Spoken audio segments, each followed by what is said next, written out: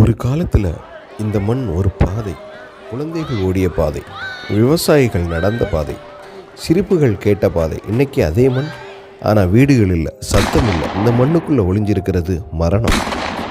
போருக்கு பிறகு சில பொதுமக்களை பாதுகாப்பான இடத்துக்கு கூட்டிகிட்டு போய்கிட்டு இருந்தாங்க சிப்பாய்கள். அப்போ கிளிக், ஒரு சின்ன சத்தம், அனைவரும் உறைந்தார்கள். ஒரு தவறான அடி, 20 உயிர்கள் முடிஞ்சிடும். ஆண்கள், பெண்கள், ஒரு குழந்தை, ஒரு முதியவர். சுமார் 20 பேர் ஒரே சின்ன இடத்துல மரணத்தில் மேல் நின்னாங்க.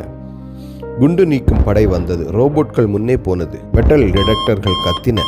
எங்கு பார்த்தாலும் சிக்னல். எது உண்மை குண்டு, எது மண்ணுக்குள் கிடக்கும் குப்பை, யாராலும் சொல்ல முடியல. நேரம் ஓடிச்சு, பயம் அதிகமானது. அப்போ ஒரு கூண்டு கொண்டு வந்தார்கள்.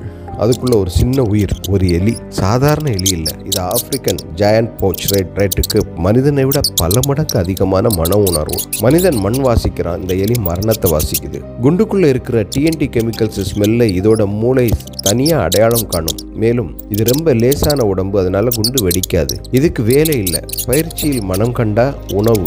இதனால இது பயப்படாது, கவனமா மட்டும் நடக்கும். மனிதன் பயந்த நிலத்துல இந்த சின்ன உயிர் நடந்தது. அமைதியா ஒவ்வொரு அடியும் கணக்கோட மண்ணை வாசிச்சுக்கிட்டே திடீர்னு அது நின்னுது. மண்ணை மெதுவா சுரண்டுச்சு. சிப்பாய்கள் ஓடினாங்க, மெதுவா தோண்டினாங்க. அங்கே ஒரே ஒரு குண்டு.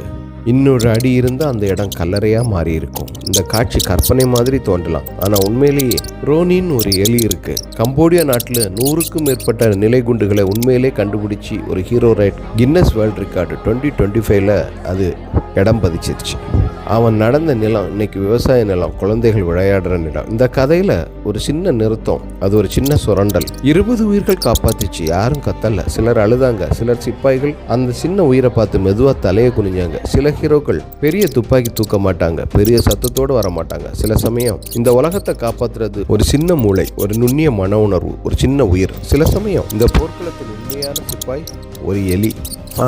இந்த கதை ஒரு உண்மையாக நடந்த சம்பவத்தை அடிப்படையாக கொண்டு எடுத்த கதை. இந்த கதையின் ஹீரோ ரோனின்.